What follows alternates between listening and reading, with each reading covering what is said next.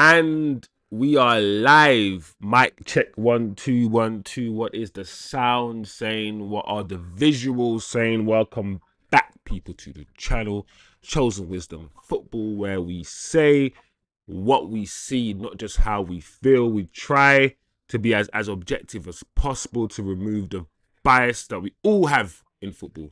We all have the bias in football. We like what we like, and we don't like what we don't like. But we're here today to watch Manchester United against Man City, to watch the game, analyze the game as we always do on this channel, see what's going down, who's playing well, what's the shape. Let's see what's going down and just talk football. Just talk football. Hope everybody's feeling good, had a good week. This weekend of football's already been interesting. Liverpool have lost, Arsenal have drawn. I think Southampton are relegated. I'm expecting to be punched up today. It's going to be one of them left hook, left jab, right jab, uppercut, uppercut. Yeah. Fist up. We're going to get fist up. But do you know what? At the same time, while I think we're going to get fist up today, because at home, for some reason, we don't play well. At the same time, Man City have been looking fishy. They've been looking fishy this season. So, it's going to be a very interesting game. We got no Zirkzee. For me, it's a mistake not playing Zirkzee. We're starting with Hojlund, which means we're not going to be able to... And we're playing Bruno and Garnacho as the other 10s. That means there's no ball retention in this team. There is no ball retention in our front three. Our front three are not going to be able to retain the ball, which means the ball is going to keep coming back. So this is definitely going to be a counter-attacking football match. It really is going to be. And maybe that's the best way to go. Here we go. We're through already.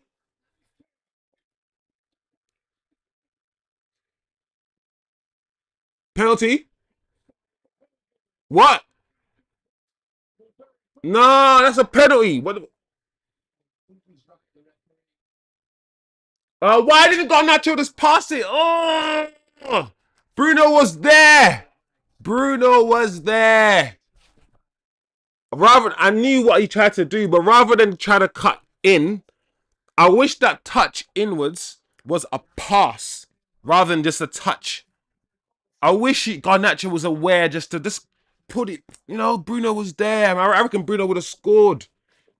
Listen, I had a feeling we were going to start this way. I did say the front three, there is no ball retention there, which means we're going to have to do the counter-attacking. As soon as we get the ball, just go at them. Go at them. That's how we're going to score today. And that's how, if we win, that's how we're going to win. So, let's see if the manager's setup is right. First minute of the game, we started very quickly. If Bruno can score this free kick, great start. Great start to the game. Because if you're setting up to counter-attack the way that we're set up today, going 1-0 up against Man City, yeah, Man City are in danger of conceding a second. So if we can get an early goal, great. Come on, Bruno. Don't get it over the wall. Hit it through it. Oh, that's what he tried to do. He tried to hit it through the wall, I think. Yeah, it's a bit too close for Bruno. Bruno doesn't have the finesse on his free kicks, yeah, to get it up and over the wall from that distance. He's not like a Ronaldinho or Juninho or a Recoba or Pielo or something like that. Bruno needs a bit more distance because he hits it a bit flat, Bruno. All right. Cleared by Man City. Oh my gosh, Garnacho. Garnacho, just anticipate the bounce, bro. You've got plenty of time to either go towards the ball for Mazraoui or take 1 or 2 steps back. But he did neither. The ball just bounced over his head.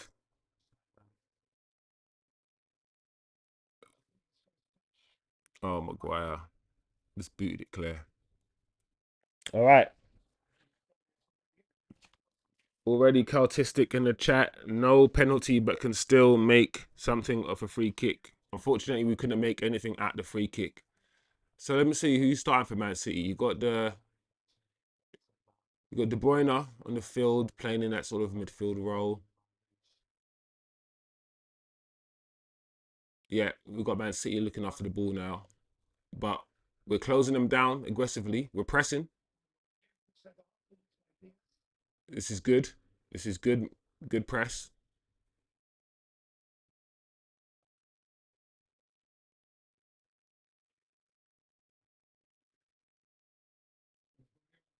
Guardiola, De Bruyne, Gundogan,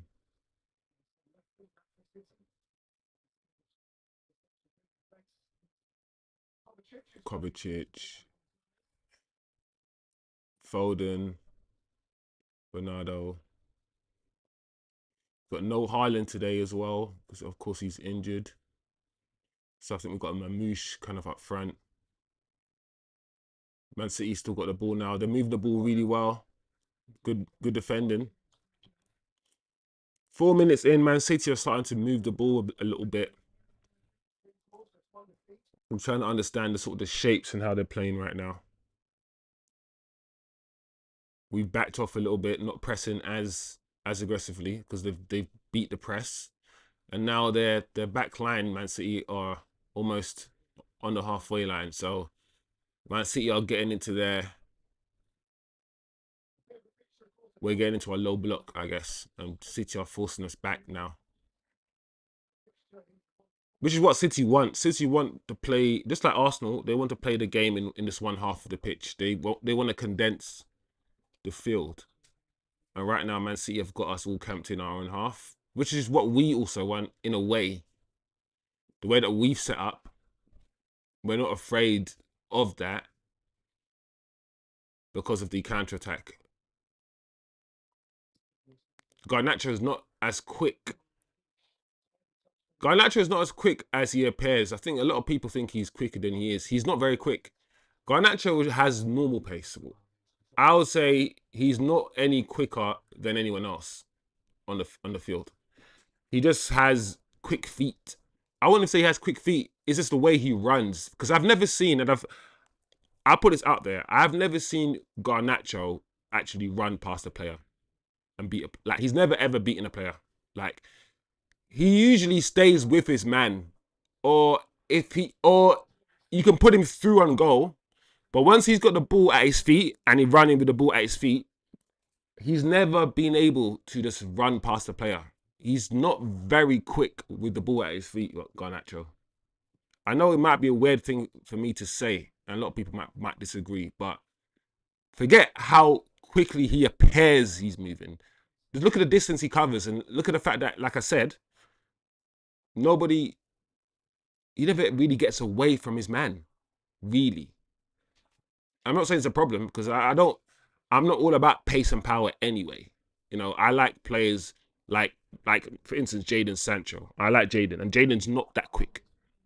So I'm not saying it's a problem. I'm just saying, let's not pretend, that Garnacho is the quickest player ever. Like, I think Sancho might be slower than Garnacho, but I've seen Jadon Sancho beat his man, and not with pace. I've seen Jadon Sancho just drop a shoulder and just nutmeg somebody, and that player just falls on the ground and he's gone. I've seen Jadon beat his man many times, and Jadon has hardly any pace. So you don't need pace really to beat your man if you're really, really good at football. Um, it's just that a lot of times when, oh my lord, that touch from Ugarte, or that non-touch from Ugarte, because that wasn't even a touch. And this is what I'm saying about Ugarte. I like Ugarte for what he gives us off the ball, but on the ball, hey, Tim's in the building. On the ball, Ugarte doesn't give us enough for me in terms of progressive football. He's very safe, and his technical ability is not very high. It isn't. Big up yourself, Tim. It's been a long time, man. Thanks for passing through as always, man. How you doing? Let me know what you're saying, man. I'm thinking a draw, 0-0. All right, Tim, a draw. I mean, I wouldn't mind a draw, given where we are as a football club and as a team, and given where Man City are, and given our home record. I wouldn't mind a draw. I'll take a draw. But I think for the rest of the games this season, especially with everything that's happened, everything that's been said around the manager and the players, I think I want performance now. I want to see us not get battered by the top teams. I want to see us fight. I want to see us try to go toe to toe with some of these teams. So it's more a performance. If we lose 1-0 today and we play decently and their goal is a jammy goal or something, I'll be like, okay, cool, great. We're not going to win anything this season. We're not playing for anything. We're not going to get relegated. We're not going to be in the top 4. We're not going to qualify for Europe. So for me, I guess performances is that the next best thing to look for. You know, improvement. Are we improving as a team? Man City on the ball there, wide to Foden. Foden's cutting in, shoots. Oh, wide of the near post from Foden, but that was close. He was allowed to skip in. Yep, I hit the. Did he hit the outside of the post? No, he didn't. But that wasn't too far. We can't allow Foden to cut in on his left like that.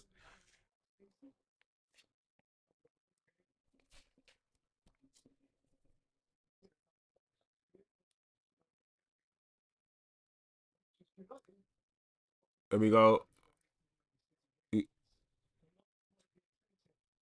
I want to see how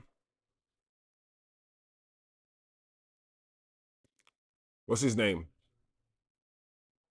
What's that new sign? The left wing back. Oh, I forgot his name. His name is completely left my brain. Dogu. So that's it, Dogu. Dogu. Oh my gosh, Maguire. Wow, that pass was horrendous. Wow, that pass from Maguire was emotional. What is happening here? United need to get a foot of the ball. Give it back to the goalkeeper if you have to. Good Casemiro. Just put a foot on the ball. Put your foot on the ball. Oh my gosh. This is crazy passing. The quality of passing, yeah, that last minute was atrocious. The ball was bubbling everywhere. It was crazy. Foden looks like he's down, injured. Give us a few minutes to chill off. But yeah, this ball from Maguire. Wow. Who was he passing to? Oh, Casemiro.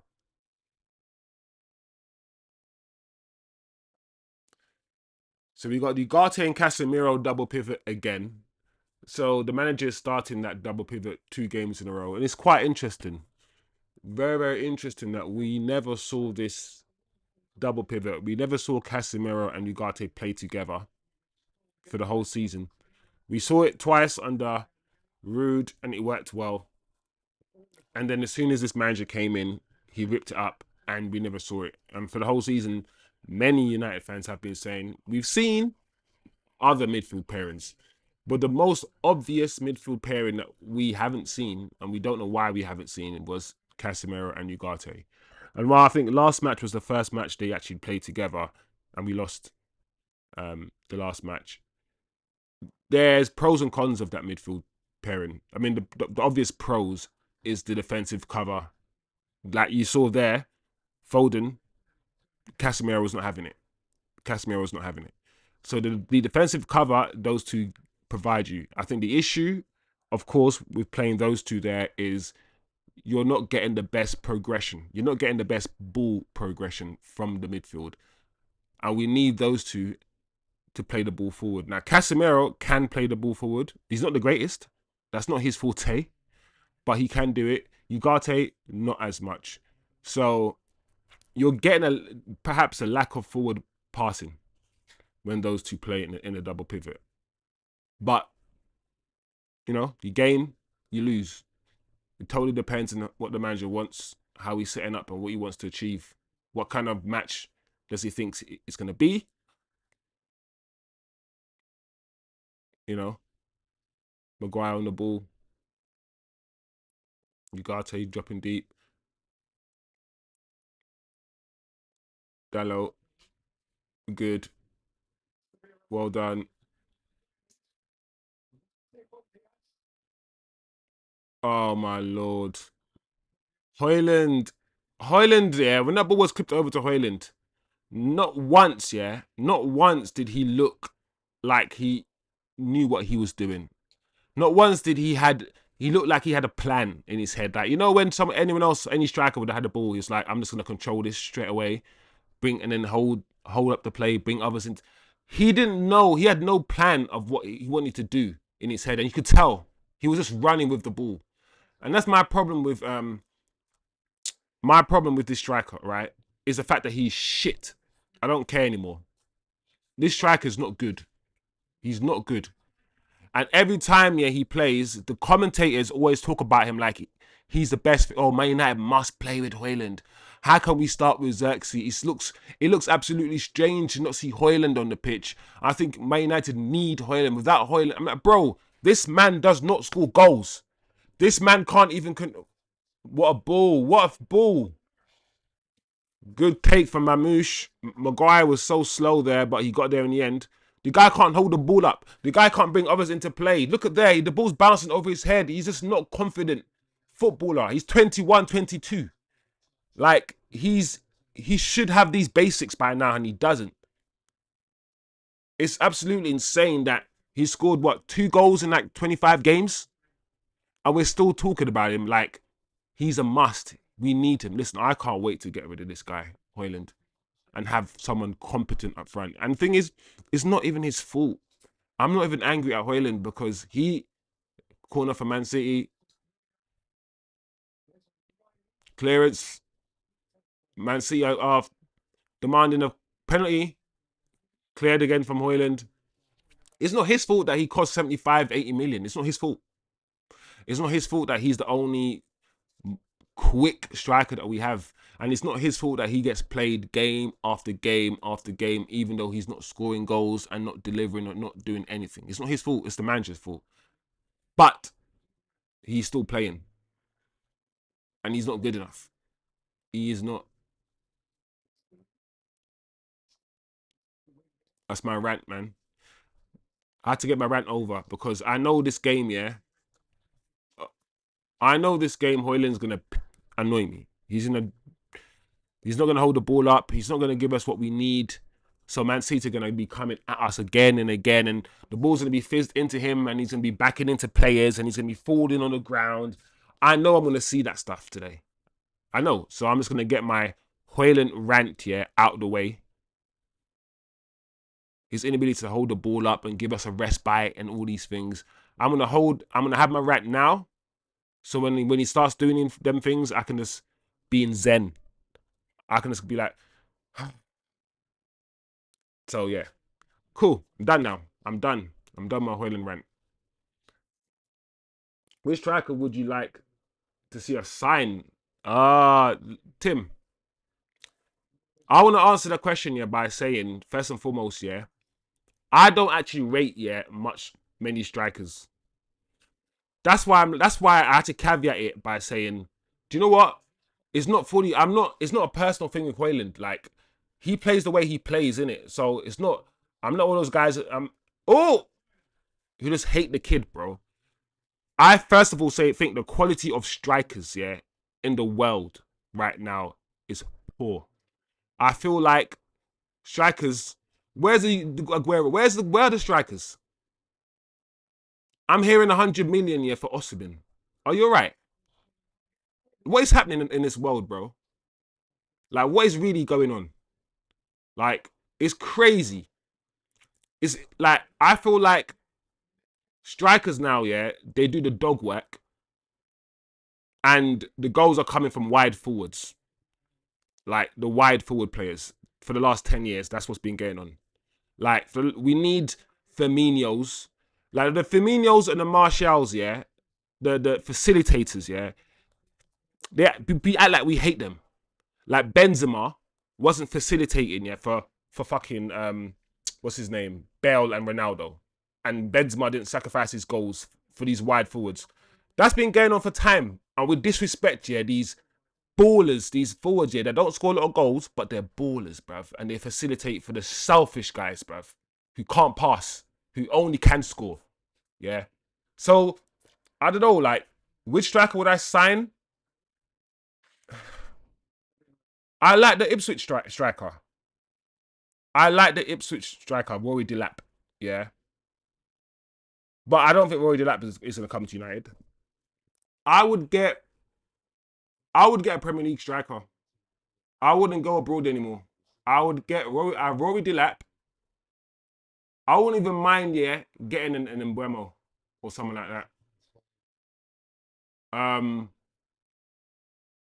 I've seen Osman. The problem with Osman, yeah, Osman plays, yeah, like very raw. The way that Hojlund's very raw with heavy touches and stuff like that. Yes! No! Score! Oh my gosh! Garnacho! Oh, lucky. Do you know what? It came at him. It, he didn't know he was gonna come at him. I get it, but you gotta score this, guys. Great pass from Dallo. Oh, he took his eye off it. Every time I see stuff like that, I'm just thinking, oh, I wish our footballers were more mentally mature. A lot of the things you see is just football intelligence and maturity, man. He was trying to head the ball, yeah. Garnacho was like down almost at the floor trying to head the ball. Like, bro, if the ball's that low, yeah, surely you got to kick it. Surely you have to kick it. But yeah, come on, we have to take these opportunities, man, because I think that's how we're gonna score goals on, like I said, on the counter. We're gonna give up possession. Hence why the manager started with a double pivot. He started with like the front three, and like I said, there's no ball retention in that front three. Not one of those front three want to hold the ball. Not Bruno, not Garnacho, or not Hojlund. They all want to run. They all want to just play frantic football, kamikaze football. So I'm not absolutely angry with the way the manager set up. I understand to a certain extent what the manager is trying to do and how he's trying to win this game. I don't agree, but I think at least I understand where he's coming from. And for me, as a football fan, that's all I want. You know, when you're sometimes watching football and you're like, why the hell has this man done this? At least I know why he's doing what he's doing, even if I don't agree. You know, because who am I to disagree? I'm not a coach. I'm just a fan. So you think, oh, Tim, I think it might be Delap. Good finisher, but his game involvement is low. Yeah, yeah, but I'm not gonna lie to you. Oh, that's nice, Lenny. Oh man, come on, guys. I hear you about his game involvement. I think Rory Delap, yeah, is uh Rory Delap to me is a striker version of Hojlund. He's not as quick as Hojlund. And don't forget, we brought Hojlund in, yeah, to run channels. At Atlanta, he was running channels. I thought Hojlund, yeah, was gonna be our Jamie Vardy. That guy, yeah, that just flipping calls defenders. This annoy defenders all day long, was always running the channels, always holding the ball up, just bringing. I thought he was gonna be just maybe not score bare goals, but just be a menace like that. But he's not even doing that. So Delap for me just comes across as a striker version of Hojlund. I.e., Rory, if he swings his foot and aims to the corner, it's gonna get into the. It's gonna be hit into the corner. Like Rory can finish. But I agree with you. Like he won't get too much involved in the game. In it, he runs the other way. He runs towards the goal. He's not gonna drop deep as much. Hey, right? Yes. Go Nacho. Go Nacho. Cut it back. Finish. Dogu. Oh. Dogu, you dog. Sorry, I shouldn't say that. I apologize. You're not a dog. Oh man, that touch from you either shoot straight away, Dogu. You either shoot straight away from the cutback, or that touch has to be nicer. You got that touch. Oh, that touch. I'm not gonna lie to you. Like I said, yeah, at the start, I'm gonna be looking at Dogu, and the reason I'm watching him is because the last match, yeah, and you can have bad games. The last match, Dogu died. On the left hand side, yeah, him and Garnacho were abysmal. The misplaced passes from Dogu last game, I was like, wow, this is not serious. But we've got to remind ourselves, so I've got to remind myself that he's 20 years old. And he hasn't played many games in general in professional football, much less the Premier League. Here we go. Man City are behind here. Well done. Well done. Oh, well done, Casemiro. Take the foul. Use your body well. That is stuff like that is experience.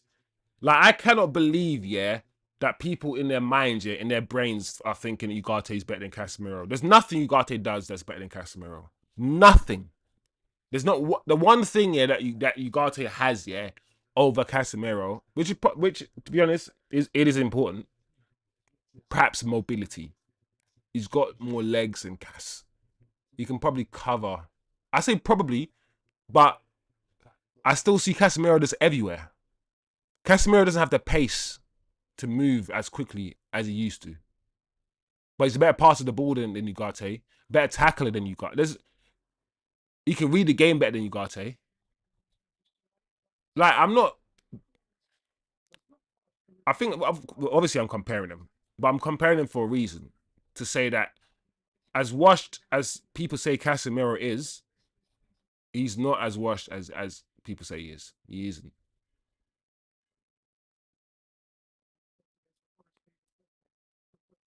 But he is getting older, and there is a clear mobility issue. If you can play him in a system, you know, that highlights his pros and hides his cons, Casemiro is fine, you know. However, that being said, I do think we need midfielders. If someone put in a bid for Casemiro, I would sell him. And, you know, whether it's the Atlanta midfielder or whoever it is, I do think we need an all-out, all-action midfielder. We need that all-out, all-action, combative midfielder. We basically need a 21-year-old Casemiro. Kind of. We kind of need that footballer. We don't have that. Ugarte isn't that. Ugarte might tackle, but he's not that footballer. He isn't. Uh,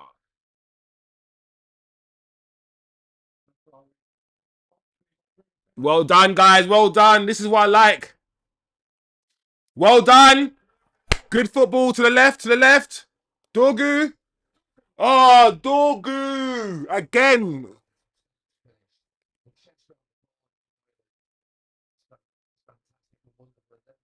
I don't think that chest on the corner was on purpose, though, by the way. But the football that we've played, yeah, the build-up play, well done. I'm liking this. But Dogu, man, once again, your end product is missing. And one thing we did say is that our wing-back positions were important. We don't want another Dallo. We want a wing-back like Amad Diallo.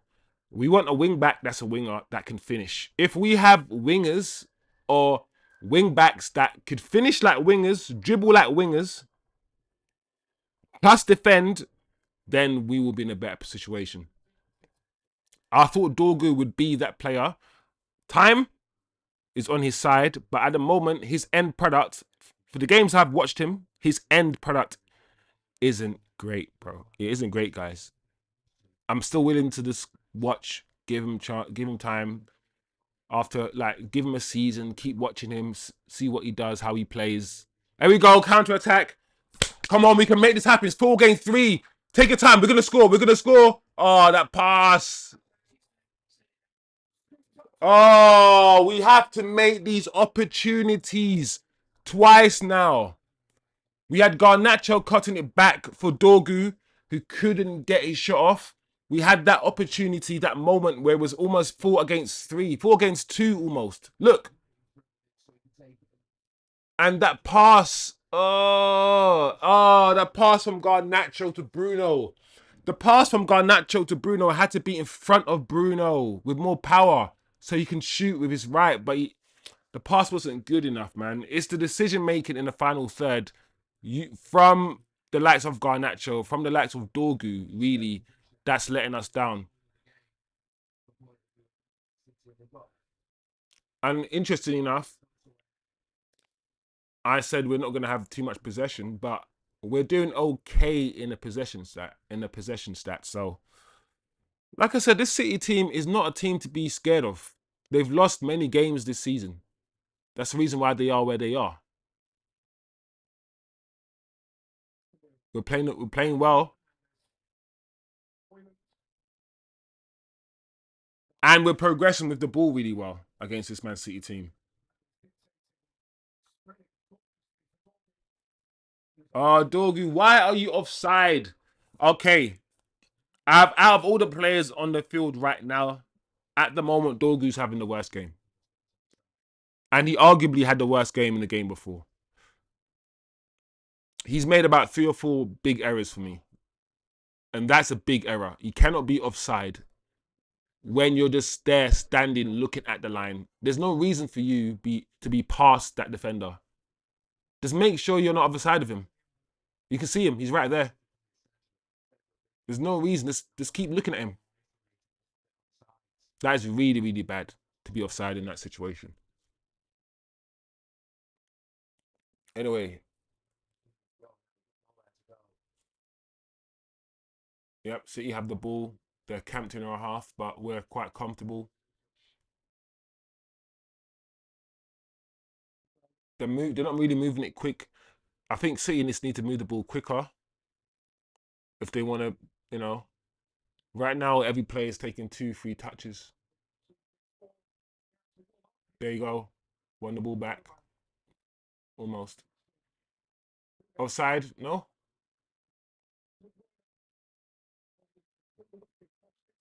Yeah, goal kick. Our corner. Woo! Beep, beep, beep, beep.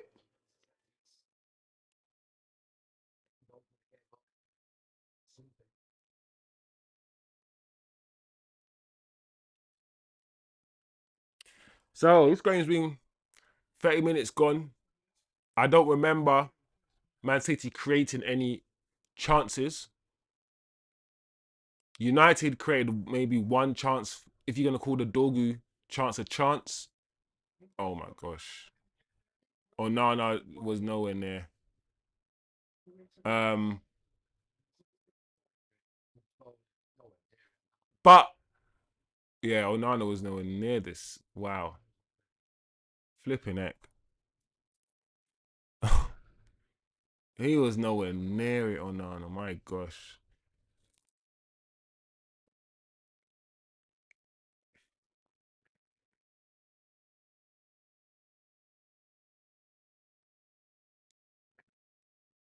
Yeah, I mean, I wouldn't say United have created chances, but we've created better opportunities. As in, the 3 little breakaways that we had, the 3 opportunities we had, we should have created a good chance from those opportunities. The last little breakaway, that 4 against 2, like, we should have created a shot. Someone should have shot from that opportunity. A chance should have been created from that 4 against 2. So United have had the better opportunities, I think, to score without really creating what I'd call a clear cut chance. Like, oh, you should have buried it. I think Dorgu's touch should have been better, or maybe he should have shot. Garnacho's pass to Bruno should have been better, but that didn't create a chance. Mamouche with the ball. That touch from Mamouche was very heavy, man.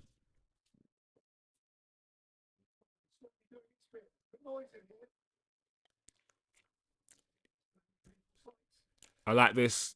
Pushing Man City back.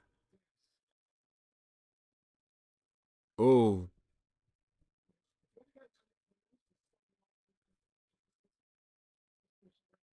and we seem to be pressing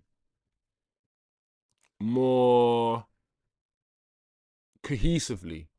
Is that would that be right to say, guys? If you're watching it, as in there isn't just Bruno just running out of. No, back in the day when we used to play for Ten Hag, and Bruno would be in the midfield, and Bruno would vacate the midfield and just press by himself, and then him and Mason Mount would press by themselves and leave a hole for just Casemiro, and then we'll concede and then concede. We're not doing that. We're pressing more as a unit. There seems to be an idea with when to press or when not to press, and at least how to press. And I've said it many times, especially like the way that some of our players press. And how I watch it and when I see it, I'm like, mate, you never press by running straight at the footballer. Like, you don't run straight at me. If you run straight at me, all I need to do is go left or go right, and I beat you. You run at me at an angle. So if you like Amad Diallo does, right? Run at me and curve your run. So if you're pressing to my left, I've got no choice then to go to my right. So you don't press to win the ball always. Sometimes you do, but often you press to close down passing lanes and you press to force the footballer to pass one way.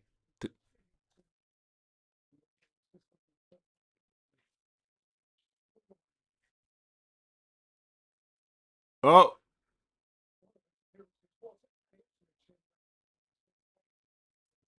the game's the game simmered down a little bit.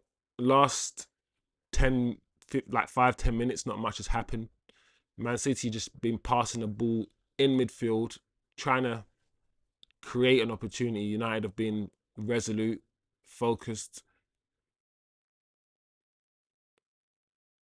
Yeah, a lot of the game has been played in this area, and I feel like Man City are not moving the ball quick enough to cause United any issues. Yeah, Onana with the ball.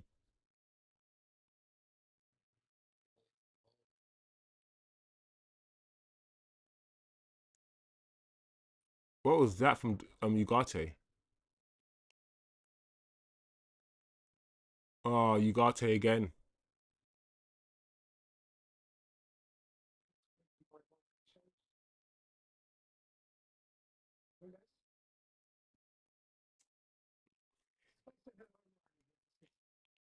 Some of Onana's decisions, distributing decisions, are a bit weird. Like who he chooses to pass the ball to. While at the same time, I feel like often when he has the ball, there is a lack of options for him. I feel like he's he's nervous, or maybe I'm projecting because I get nervous when he has the ball. But I feel like Onana's nervous, and also the players don't show for the ball as much. And I wish Onana's long balls, his long passing was more accurate. Because one thing I know is that, especially the way that Inter Milan played, like his short passing is okay. He's a good, he can pass the ball decently when it's short. But when he comes to long passing, he's not that he's not that great. Or at least I don't think he is.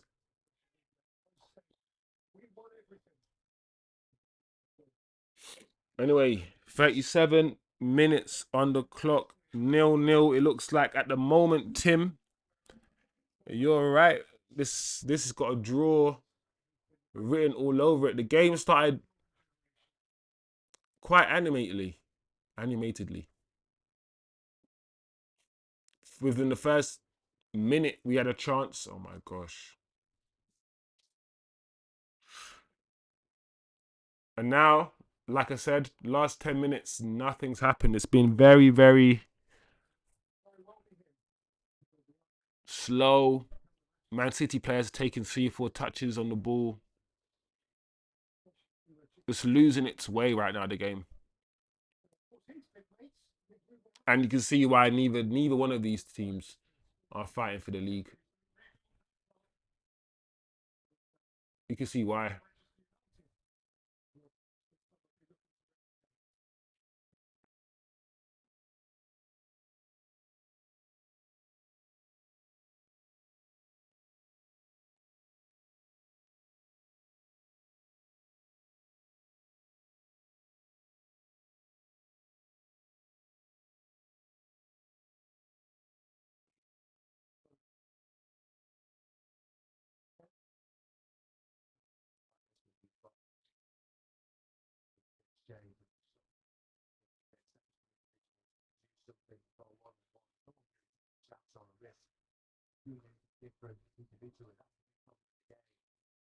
Mm.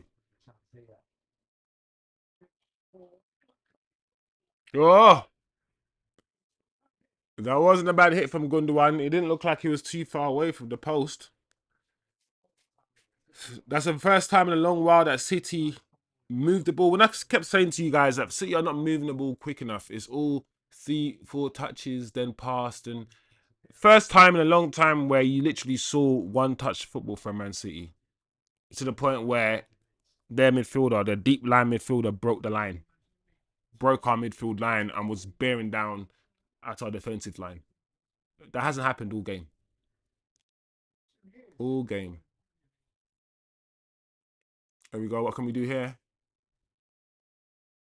Pass the ball, Garnacho. Oh, Dorgu.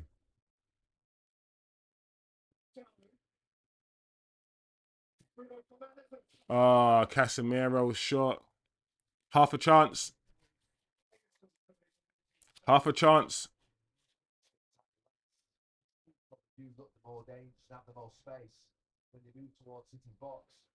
Yeah.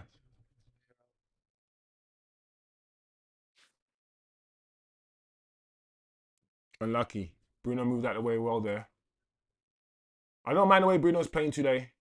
I'm not like when I can watch a game, yeah, of a Man United playing, and I'm not moaning about what Bruno's doing. It means sometimes it means having a good game. Like so far, yeah, this guy's not really doing too many bozo crazy things that he does when he just boots the ball up in the air and does these. I haven't seen him do that this half. And some of his touches, his link up play, the chest to Hojlund, whether he meant it or not, he's actually been one of our better players today, Bruno. And you have to give credit where credit's due. You can't be biased. Even though Bruno is not my kind of player right now, he's doing his job right now. You got to say what it as it is. Oh, unlucky Garnacho. I don't mind that. Well done, well done. Take your time, Garnacho. Hold it, hold it. Yep, wait. Good boy. You don't need to rush and try to beat 4 people. Football intelligence. Keep the ball. Can we keep the ball? Good. Now you ugarte. Good. Lenny. Guys, we have to move. One touch. Good.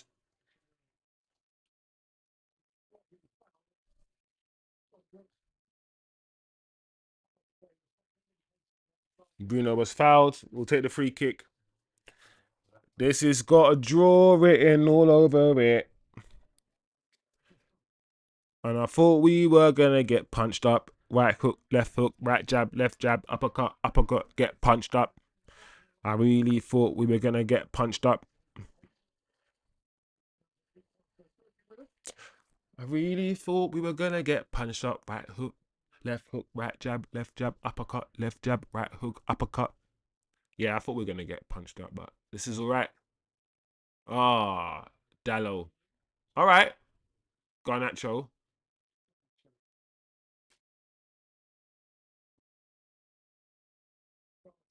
Oh, lucky. I like the idea.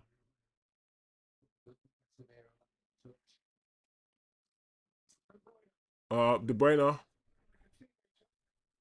Well done. What? Bruv, Onana's on crack sometimes. Why did Onana just boot it like that? Bro, like, the problem I have with Onana, yeah, is that he's actually supposed to be a ball playing goalkeeper. Like, he wasn't really under that much pressure when the ball was played back to him just then. And he just booted it. I'm like, I want him to clear it, yeah. I do. I do need him to clear it. But if Onana, yeah,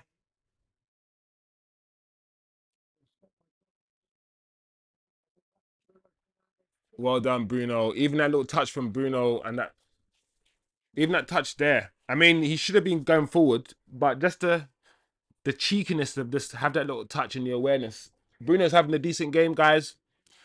We say what we see, not how we feel. I'm the biggest Bruno hater, but Bruno's having a good game. I like that. I like that. Well, Bruno was getting away from goal. So,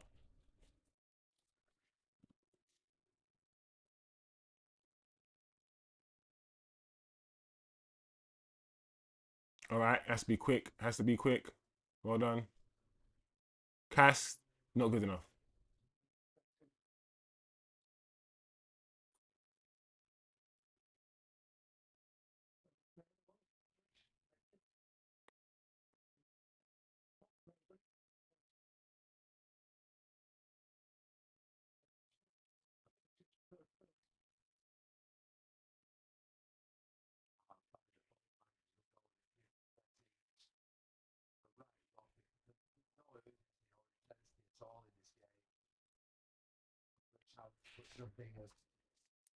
'Shut up, Gary Neville. I should mute the commentary.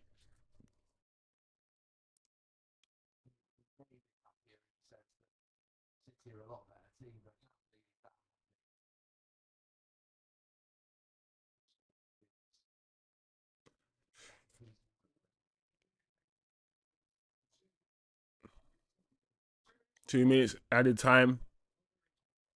The game does need a bit of urgency. Like, the game does feel like it needs a goal.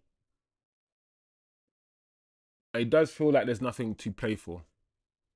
It does feel like that. So I'm pretty sure at halftime. Yeah, I mean the possession stats now it's 62% Man City and 38 Man United. So that's what I expected. Man City totally dominating the possession, dominating the ball. This is the total opposite game. The total opposite game against Fulham. Not in the sense that we didn't have 62% possession, but we still had more possession than Fulham, and we had more of the ball. But Fulham looked more dangerous in the attack than we did because of the counter attack. Similarly, we who are the Fulham in this example look more dangerous on the counter attack against the Man City side who are dominating possession.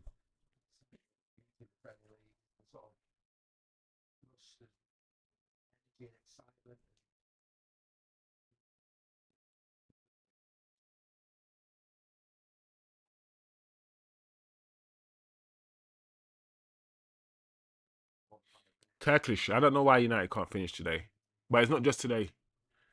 We don't score goals like United. We just don't. We're not a team that scores goals. It's quite interesting because United, you never associate Man United as a team that doesn't score goals in the history of United, but we don't score goals.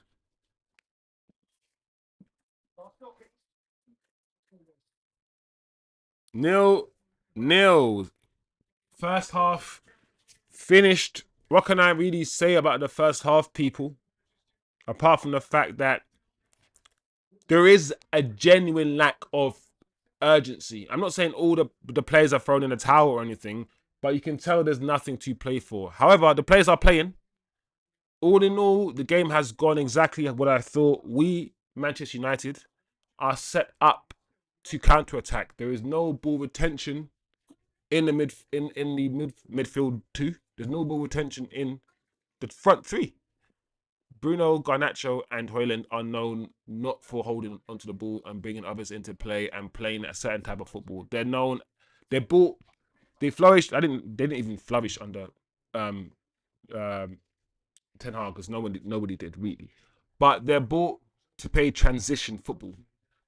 They're bought by Ten Hag to play that quick transition football, right? And that's how we set up. We've set up not to play any football. We set up not to keep possession. And that's exactly what you've seen. Man City keeping the ball, but not creating too much. So we've given up retention of the ball for more defensive security with Bruno, Casemiro, and more counter-attacking nous with Hojlund on Garnacho. So that's what the manager's doing. He wants us to score from the counter-attack. The same way that Sporting Lisbon beat Man City in the Champions League, counter-attacking with that Sporting striker. Gorka is kind of the same way he's set up here with United, looking to do the same thing. So, not the prettiest watch, not the best game to watch from a neutral.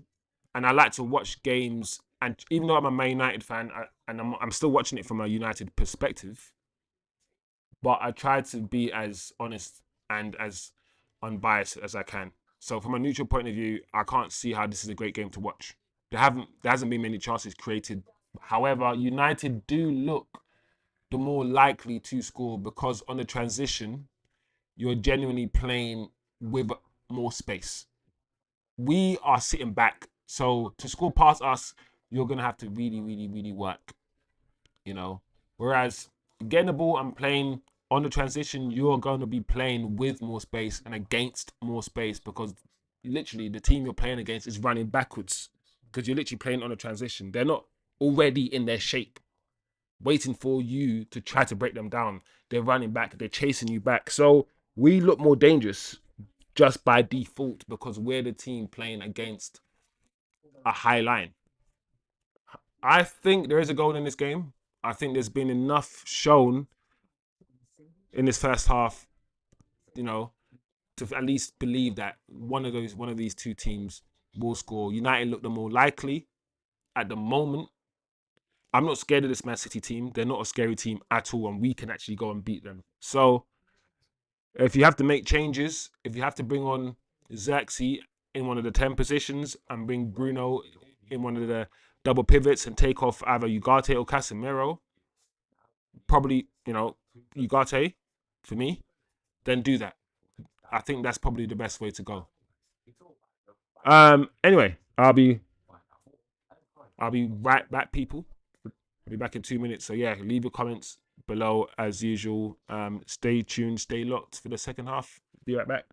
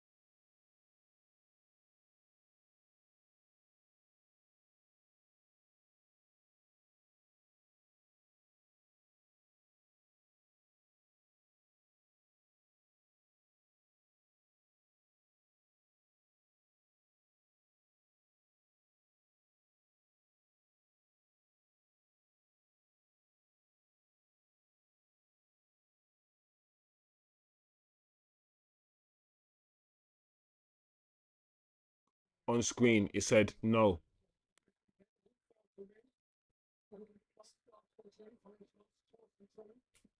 Another booking for Man City. Who's booked? Oh, I thought Gundogan got booked after fouling Bruno in the first half. I thought that foul against Bruno was he already got booked already. This is first booking. You sneaky little. The thing about Bernardo Silva, yeah, he's what I like though. These quarter players, yeah, they're kind of Paul Scholes ish type footballers, yeah, who don't appear to be very aggressive, who don't appear. By the way, guys, I know the camera's not working. Um, I'm getting it fixed. But anyway, these little players that don't appear to be sneaky and you know um angry, but deep down they're terriers. Like Paul Scholes would give you the nicest kicking on your ankle. Yeah. A lot of these little cute players sometimes do the worst fouls, man.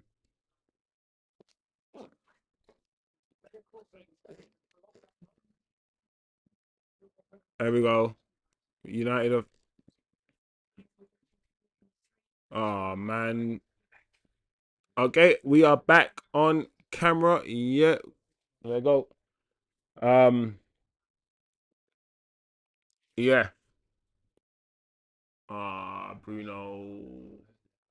Bruno should have passed it earlier, man. And that was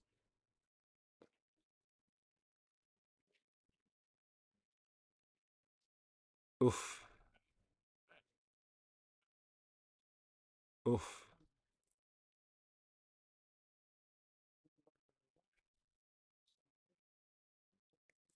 Yeah, we get and also we uh-oh.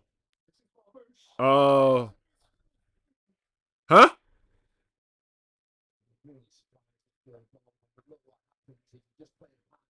Wow.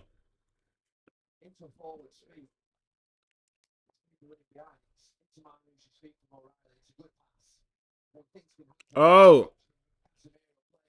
Is that a tackle from Mazraoui? Because I'm like, how did Foden miss kick the ball?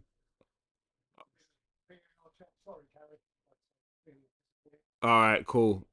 Is Foden just lost his balance and Mazraoui just did enough to put him off there? I thought Foden was just going to score, slowed it past the goalkeeper.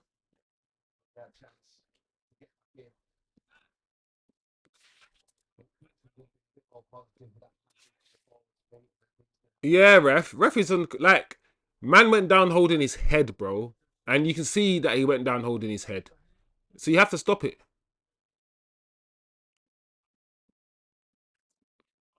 This ref is on crack. Wow, this second half has started very interestingly. Interestingly.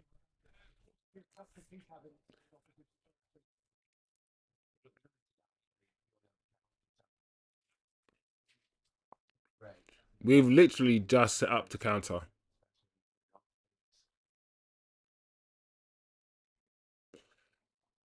I'm glad Gary never said that Hoyland's hold up play is not great. He's much better when he's running on to things. But I'm like, when have you seen him doing play well when he's running onto things? Even then, he doesn't play well. It's like I don't get how we can watch game after game of Hoyland, and these commentators are still convinced that what they're seeing game after game is him playing well. Like if you've got 100 Hoyland games, I can count on one hand how many games he's actually played well in. Even the games where he's scored, he's not necessarily played well, or maybe two hands. If he's played 100 games, I can count on two hands how many games he's played well in. This striker in the last year and a half or 2 years now.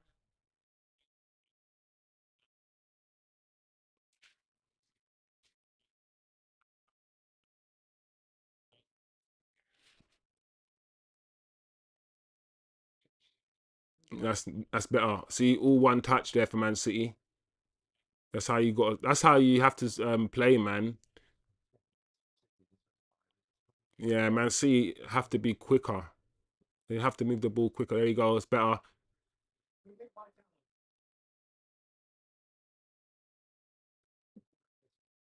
All right, take our time. keep the ball a little bit. See if we can. Dorgu. Oh my lord, Garnacho is so shit. Stuff like that. How can you be that bad at football? When the manager sees stuff like that, what is he thinking? Because that first touch from Garnacho was abysmal. And he just lost the ball for no reason. There was no reason, yeah, in that situation, yeah, for us to lose the ball. None. Just get the ball, Garnacho, control it, understand where you are, understand where the space is. If you feel like you're overcrowded, run into space and then give it back to the goalkeeper if you have to. Like, no ball retention because the quality is so bad and the manager keeps picking these players. There we go.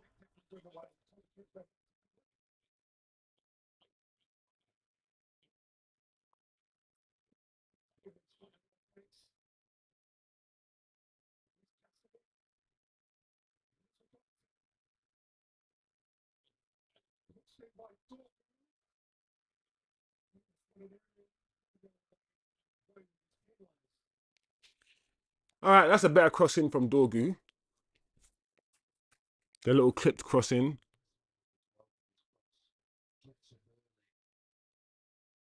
Was it a foul from Hojlund or something? All you got to do is, as a defender, all you got to do is just go, do that, yeah, and make it look like someone pushed you. Because all you got to do is just touch his back. Just put your hand there and,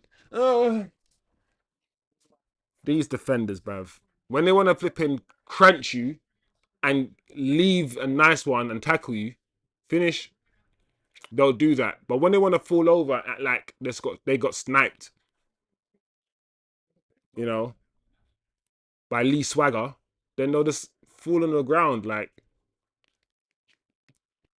uh, long kick from Onana. All right. Oh my lord. Hojlund, man, you didn't need to go for the free kick, man. I just want Hojlund, yeah, to just one time, yeah, with his back to goal, with his back to another player, just control the ball like Martial would, like Henri would, like any of like Van Nistelrooy would, like any other striker. Just hold him off, put the ball like Ibrahimovic. Just hold him off like this, like you do. Lean, tap the ball under your feet if you have to, and then bring another player into play. Oh, unlucky. Uh, there we go. We're gonna score. Put him under pressure. Keep going.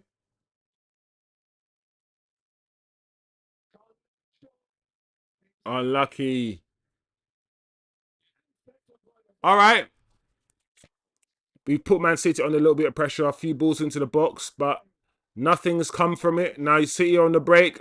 We've got players back. We've got about 9, 10 players back now. The breaks. The break looks like it's subdued a little bit. We've got our players back, so and yeah, back in position. The breakaway has died, but Man City still have the ball.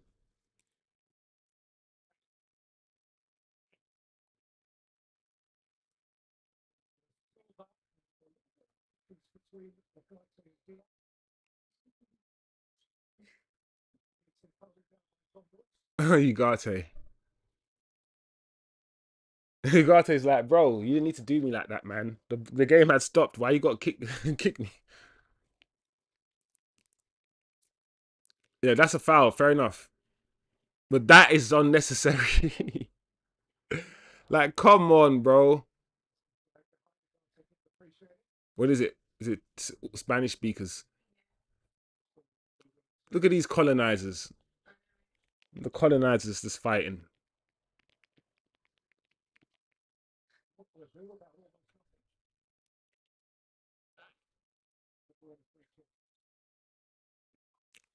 All right, De Bruyne free kick.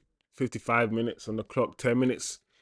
Second half, Man City started the second half brighter. First few minutes, sharp passing, quick passing. There we go.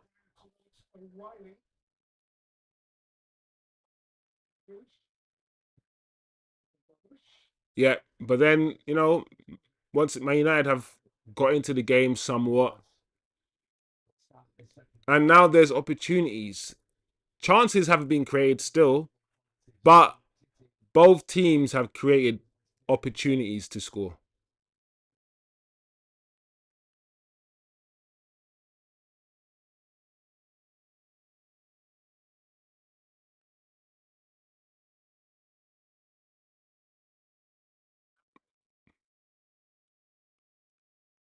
That's nice.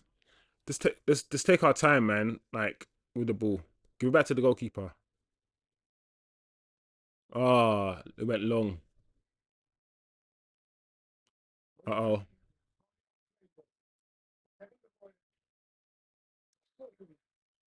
it's nice. Well done, Dorgu. You saw, I like that. You saw how the game was unfolding, and he ran back, intercepted the ball. Doku. Is Doku going to be playing opposite Dorgu? That's what we need. That's what we need to know, and he might be, because Doku is coming on for Phil Foden, and I'm pretty sure Phil will be playing on the right hand side, which is United's left, of course. So, but usually when Doku does come on, he usually comes on the left hand side. Maguire's coming off for Lindelof. So, what does that mean?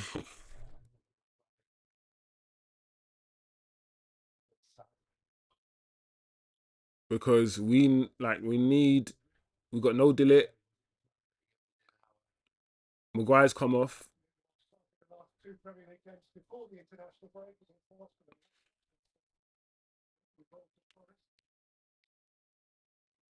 Hmm.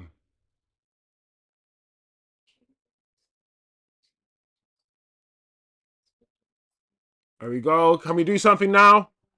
Oh, Dallo.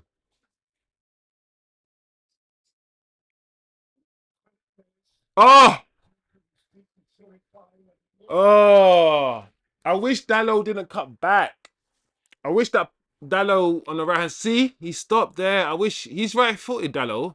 He should just went on with his right and just. Oh, corner.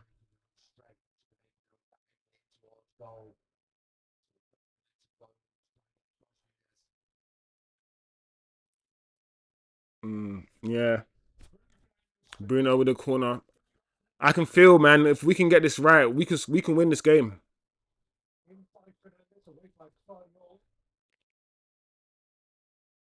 We can win this game. Mamouche.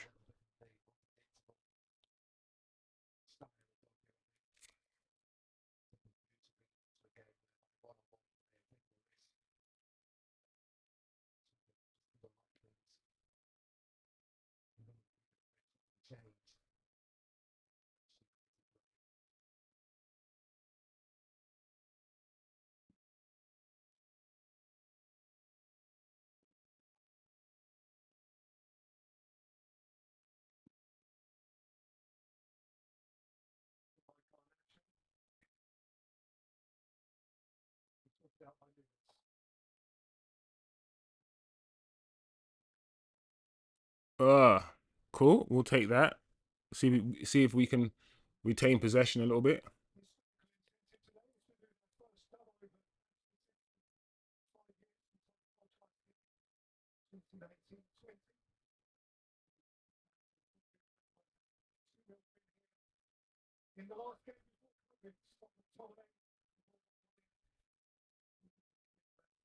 Dorgu just got tackled nicely there. Dispossessed very easily.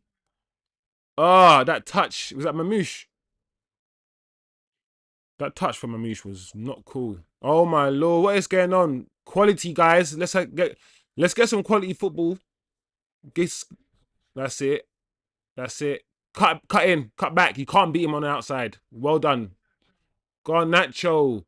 You had no idea what you wanted to do. My issue with these sort of footballers is that it's all about this. They're just making it up as they go. There's no big picture of the pitch. There's no big picture of the match. Like Garnacho was just running. So annoying to watch.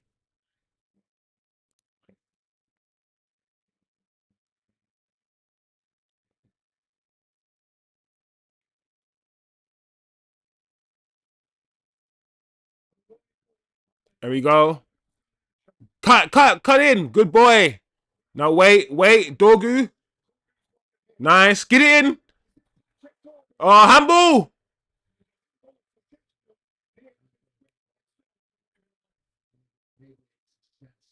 Oh, that's better. See all that one touch. No one's flipping trying to take 2 or 3 touches, and that was quick.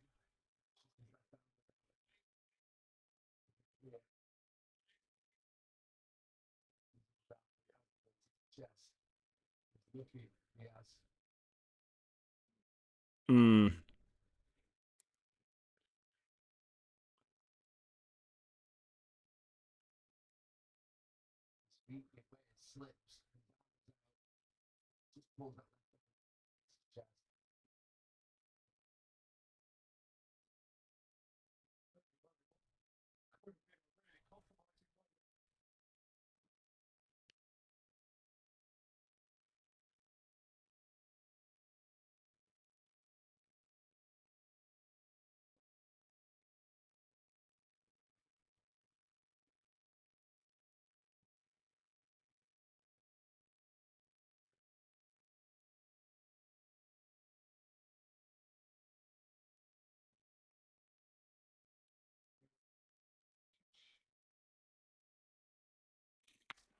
Hmm.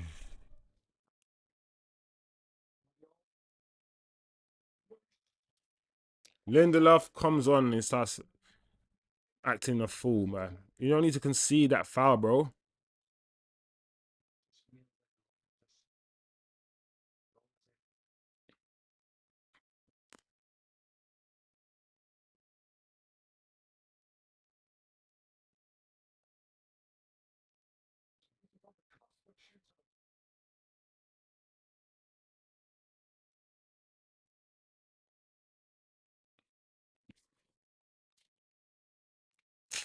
If he scores from here, man, especially right foot as well. This is not a right footer. It's more for a left footer. This shot.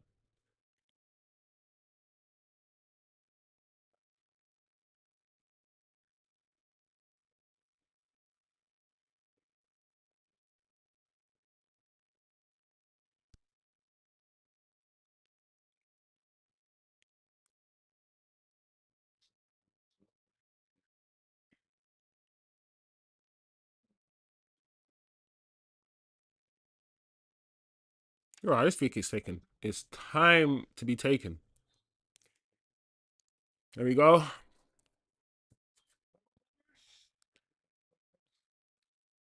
Onana, man, that just catch that ball.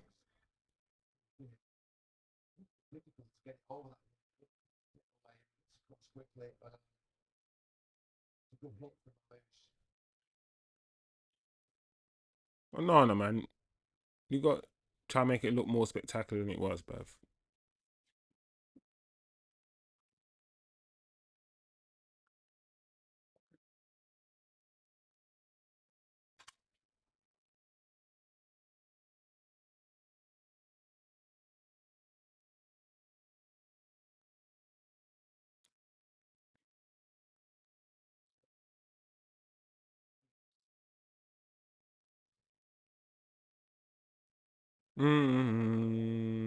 I belong to Man United. Say me home.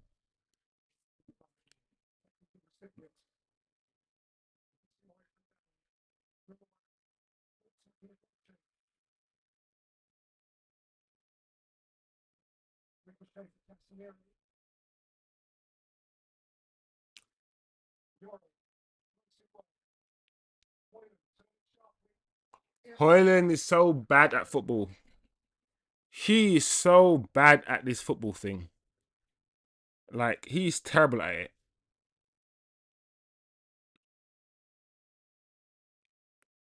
This is what it takes to be a Man United striker these days.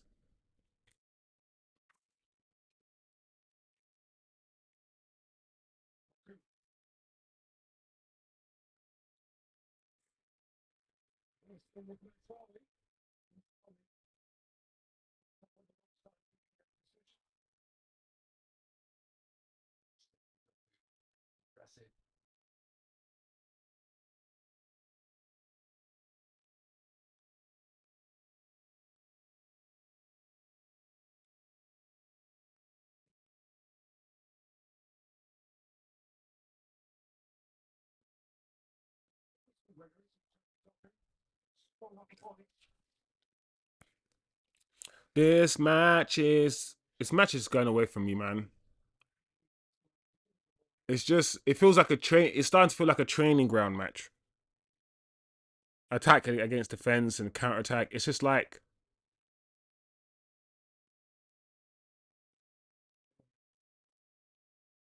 I see players just walking around.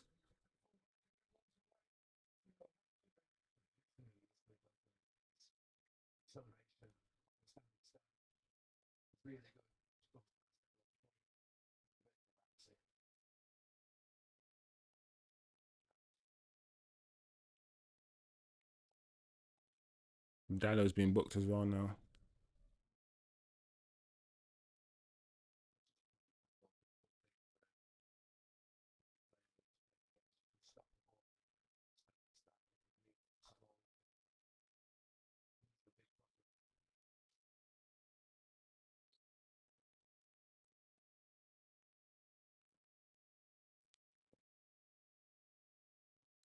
Oh, I thought I was getting in. That free kick. Corner.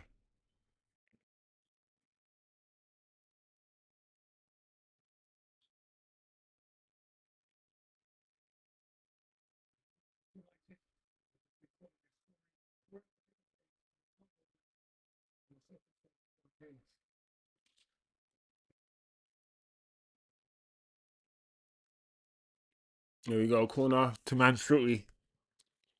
This might be the one way for either team to score, really, to win set piece, because at the moment it doesn't look like open play, despite the fact. Oh,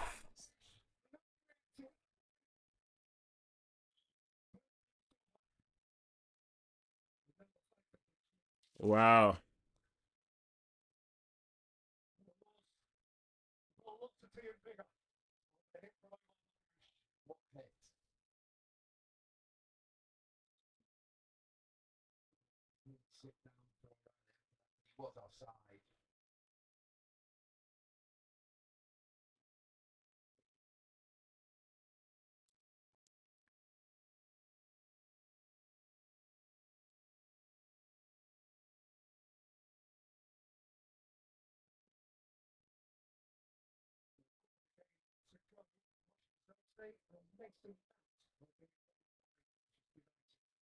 Zirkzee's coming on.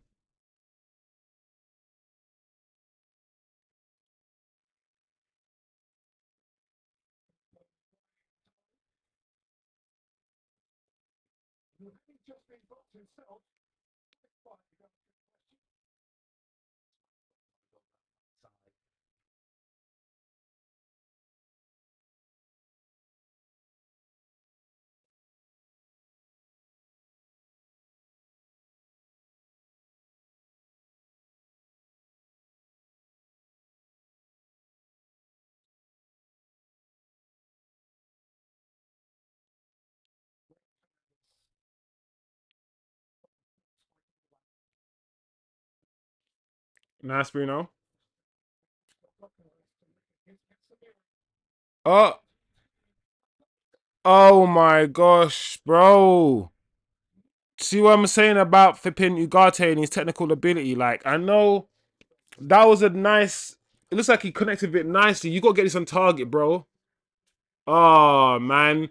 Thing about me, yeah, when I used to volley, yeah, my job, yeah, especially that from that far out, yeah, your job is to get it on target. I'm telling you, yeah, if you get your technique right and everything correct, and you get the ball on target, it will swerve left or right enough, especially if you put spin on it. Just get the ball hard, get your ball over, get your foot over the ball at least, so it doesn't go in the air. It goes either straight or down. So you got to get over. Ah, ugarte, bro. It's, you can't be getting it off target from that far, man. Even though that sounds weird, but the substitutions have taken place, and exactly what well, not exactly actually. So you've taken one striker off and replaced him with another striker, which is a good thing. Probably the thing to do. And you've got Ericsson. Is it Ericsson on the pitch? No, Mason Mount. So you got Mason Mount in the number 10 position instead of Bruno. And you got Bruno in the double pivot with, is it Casemiro? So Ugarte's coming off. Who came off?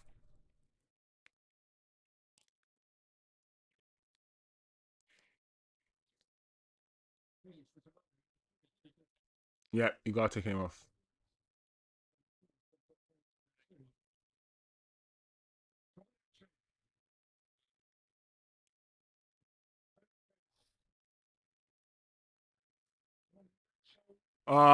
This see, that's a problem with Garnacho. He's just not quick. He's just small. He couldn't get away. He couldn't move his feet and get away from those players. He just couldn't do it.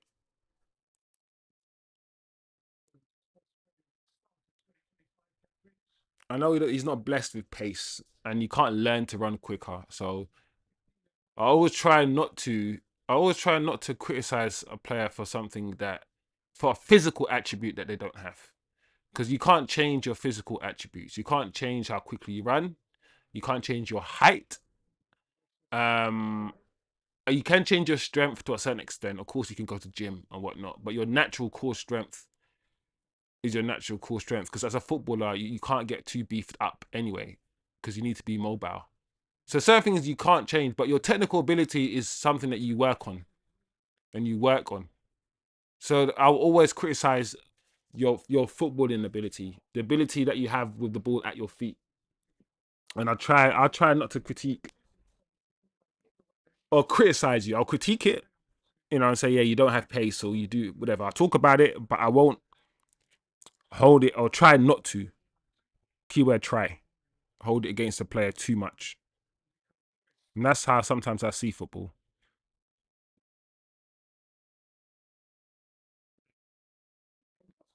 Suzanne, I definitely cannot get used to seeing Mount in a United shirt. It's like he is. I can't see it because of the heart. He is only played for you 3 times since he came. Yeah, Mount is a weird one, isn't it? You're basically saying that he's been here for 2 years, but he's hardly ever played for. No, no. Hold on a second. Yeah, he's played for us for 2 years now, right? Last season was his first season. Ten Hag said no. It's been 3 years. Didn't Ten Hag sign this motherfucker in his second season? He didn't play any games, and in his third, yeah. This either way, the fact of the matter is, yeah, he's been there for 2 seasons at least, yeah, and you've seen him about 5 times, which is the point you're making.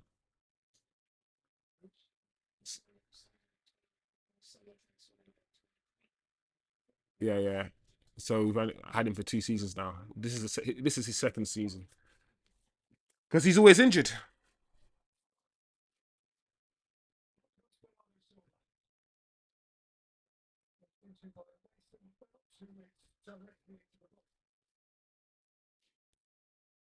Why is Mason Mount saying "f off"? You fouled him, bro.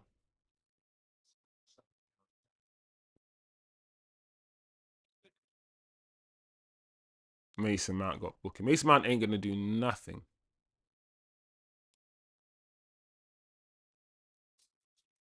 It's interesting, yeah. I want to ask United players this: why do you think some fans, yeah, have patience for players who never ever play, like Luke Shaw, who's injured for like 3 years, 4 years straight, and's played one game. Mason Mount injured for 2 years straight and played 5 games. Why do you think fans have like patience for all the, and people like Phil Jones, who was injured for like 5 years and never played any games, right? And nobody cares. But Martial has to be sold because he's injured all the time. Like Martial, because he's injured all the time, has to be sold. We have to get rid of him, despite the fact that when he is fit and he does play, he's one of the best attackers in the world, and he's amazing. But we must hate him and be angry at him for his injuries and not being available, and we must get rid of him. But when your face is lighter, when you got less melanin in your body and your face is lighter, and you do the exact same thing, i.e., you're always injured, never available, the heat, the anger from the fans is just not the same. It's something that's so obvious and glaring to everyone who's not biased. Dorgu,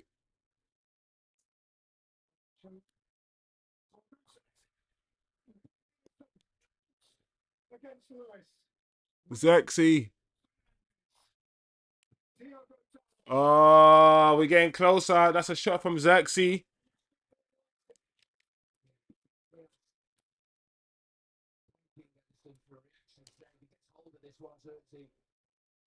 Oh, oh, Zirks. Unlucky. Oh, I wish he was lower. If he was lower, I think he would have scored, man. That was a perfect height for the goalkeeper. That Zirkzee shot. There we go, corner. Oh my lord, Mazraoui. Oh, Maz, the way that you swung your feet at that, it looked like a kung fu kick. It looked like a karate kick rather than a football kick. That's not how you kick a football. You were trying to kick a human.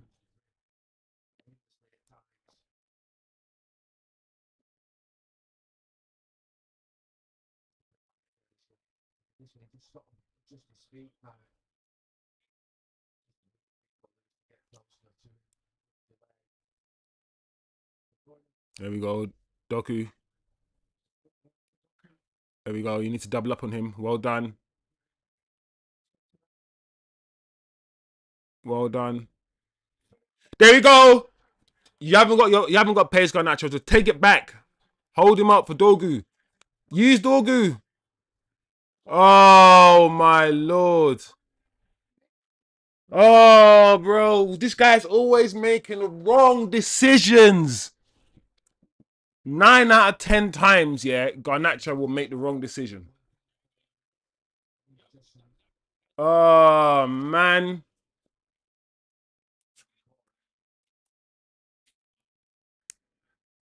we're getting closer, man. I can smell it, man. We just need to get one of these breakaways right. We need to get our decision making correct. If there's an overlap on, use the overlap. We need to do the right thing. Oh my lord.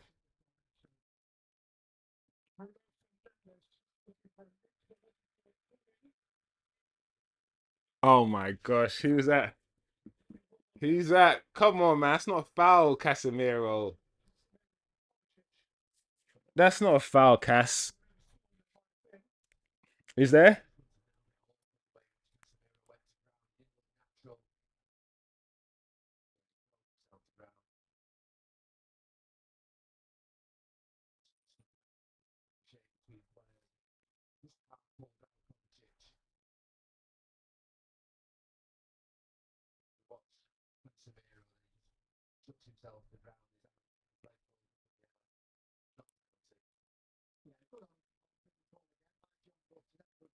I don't know, man. I need to see. You know the ones where I need to see slow down in it because at the end of the day, yeah, if Casemiro's got to the ball quicker and first, and Kovacic has kicked Casemiro's foot, yeah, then it's not a foul. And I haven't seen it slowly enough, slowed down, you know, the ones, to even make that conclusion or arrive at anything definitive. So it is what it is. It looks like Tim might be right. This looks like a 0-0, man. It doesn't have to be a 0-0. There's enough. There's enough here for, There's enough here, man.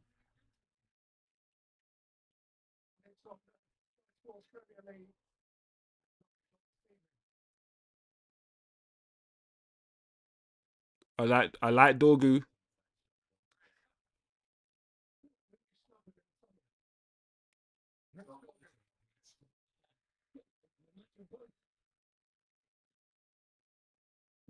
What, bro? That's a foul on Dorgu, bro. Goalkeeper.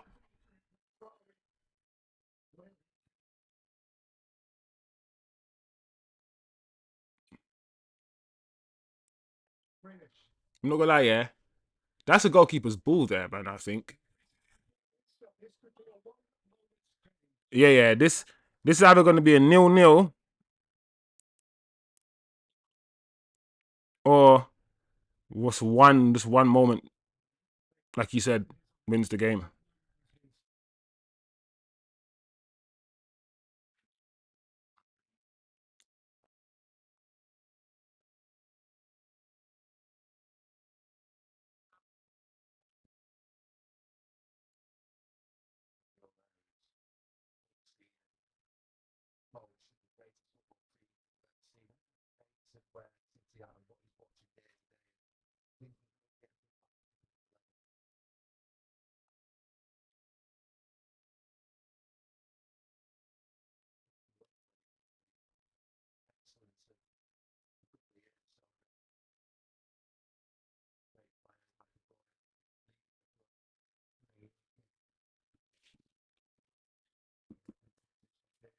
Ugh. 8 minutes, 7 minutes to go, man.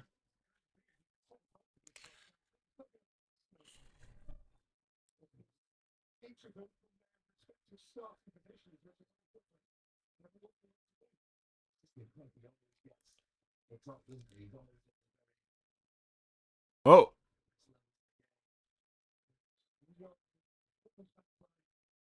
it's gonna get booked there.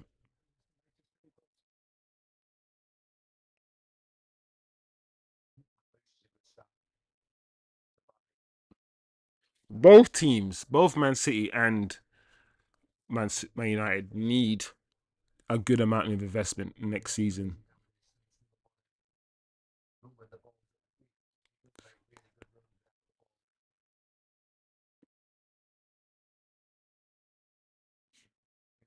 Oh,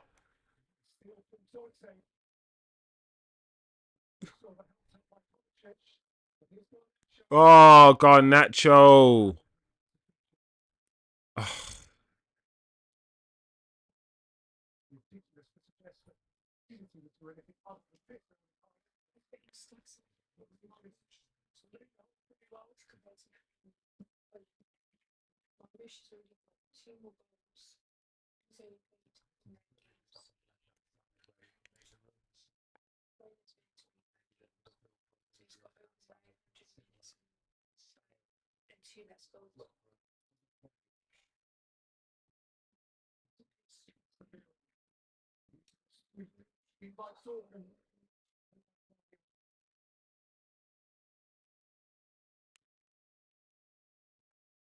Come on, guys, keep going.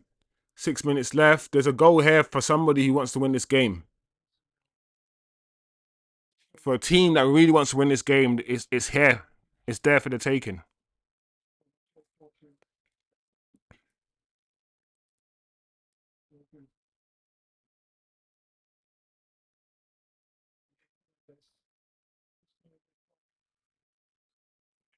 Oh, come on, guys. Oh, that's annoying.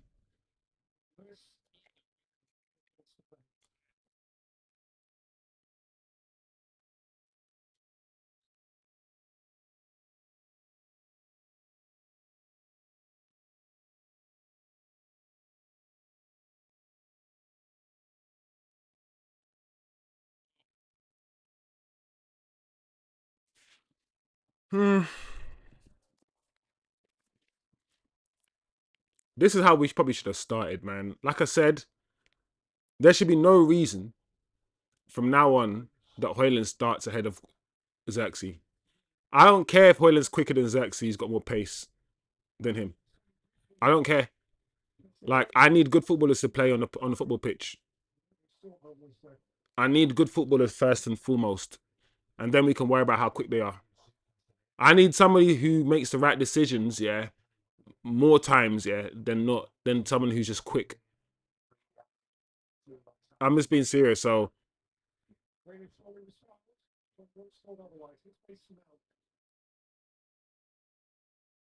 that's nice. Who was that? Dallo. That was nice, Dallo. I like that.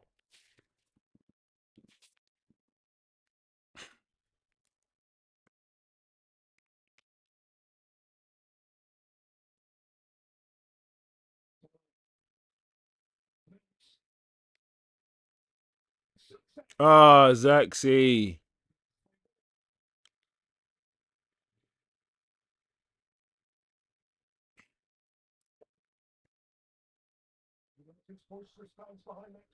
Got 3 minutes to go, and time is going. The fans making noise, urging the team forward, throwing from Dallo. Still 0-0. If the team wants to win this game, that they'll win the game. The game is there for the taking. What the hell, Mazraoui? Uh,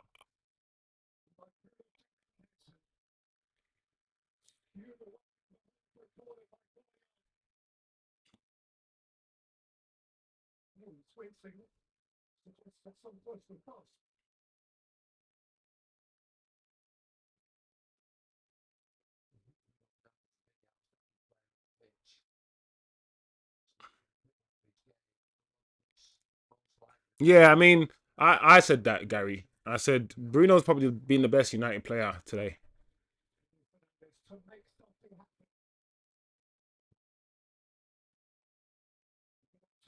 Oh my gosh. Dorgu's end product, man. Oh, what a disappointing game.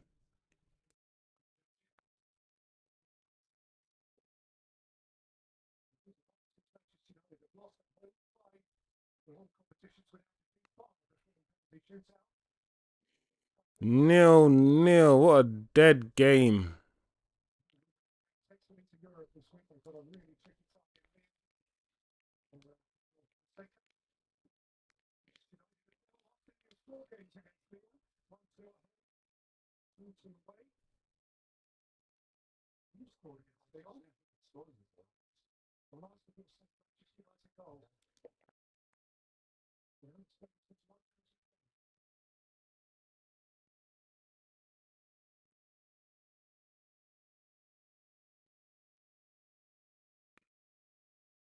Yeah, man. This we now reached a point of time where Man City are not trying to move the ball quick. I mean, they are, but we now need an individual brilliance. Now we now need a crazy Kevin De Bruyne cross that Onana can't handle. We need Dorgu to skip past two players. We need something out of the ordinary now. Otherwise, this game's ending in 0-0.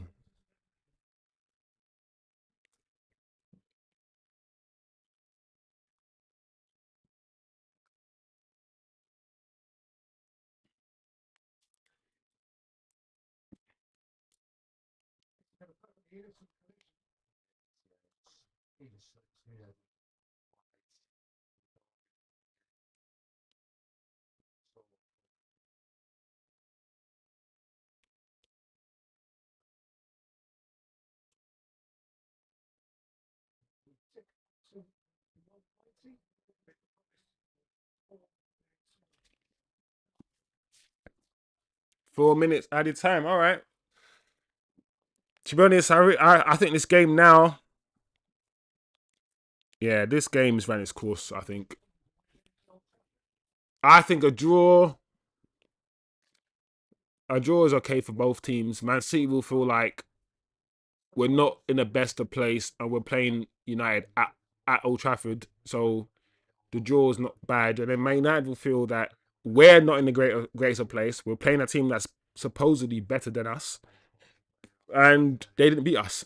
So,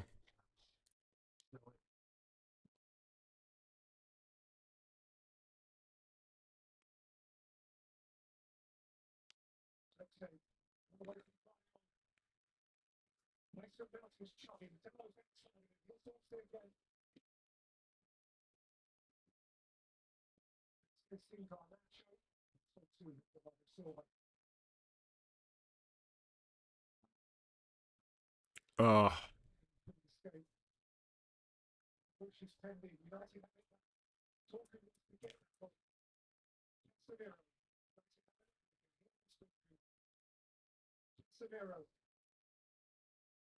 nice. I like that, Cass.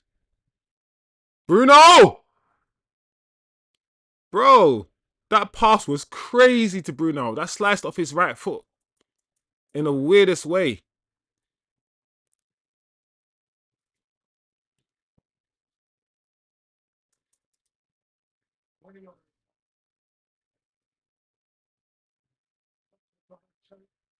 Oh, garnacho.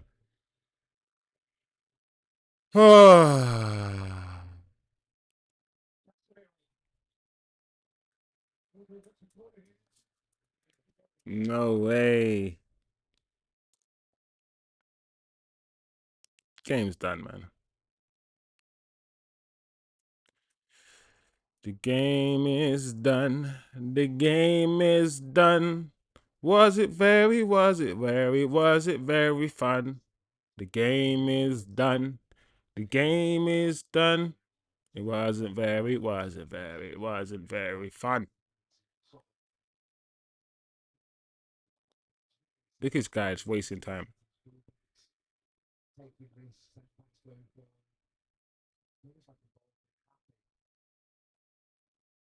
Oh, last little attack from City.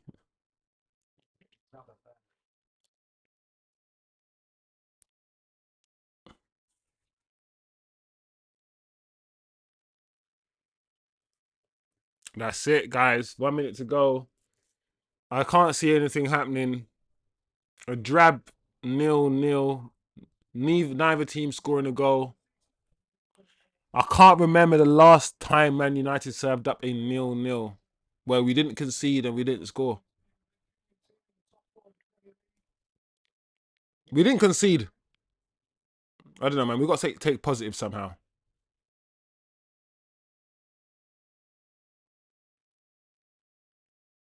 Dallo, look up, please. Dallo, look up a little bit. Oh, Dallo.